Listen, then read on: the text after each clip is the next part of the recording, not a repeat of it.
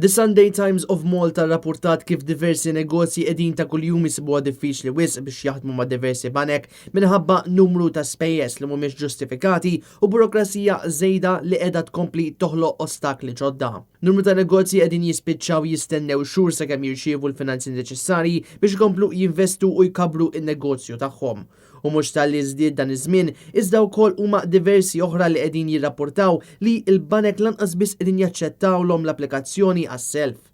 Il-kap eżekuttiv tal-Malta Chamber of SMEs Abigail Mamos qarret mat-Times li f'dan iż-żmien ta' inċertezza u inflazzjoni il-banek mhumiex qegħdin jġorru il-pis tal-ekonomija man-negozji żgħar li huma s-sinsla ta' kull ekonomija, speċjalment fl-ekonomija Maltija.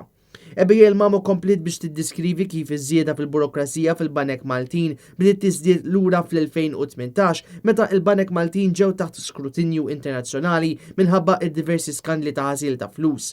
Madankollu Mamo komplet biex tajt li l-akbar kontributur tal-burokrazija fil-banek Maltin kienet il-grey listing ta' pajjiżna. Dan kif daqqa waħda n-negozji li kienu ilhom snin jaħdmu mal-banek f'daqqa waħda spiċċaw ikollhom juru aktar dokumenti u karti biex jaqbżu l-ostakli il-ġodda li ġabet magħha il-grey listing f'pajjiżna.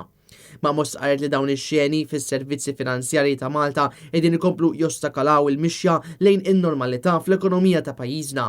Dan fil-waqt li mill-ġdid Robert Abela mhuwiex qiegħed iżomm kelmtu man-negozji żgħar meta qilhom li l-grey listing mhux se jkun ta' ostaklu għalihom.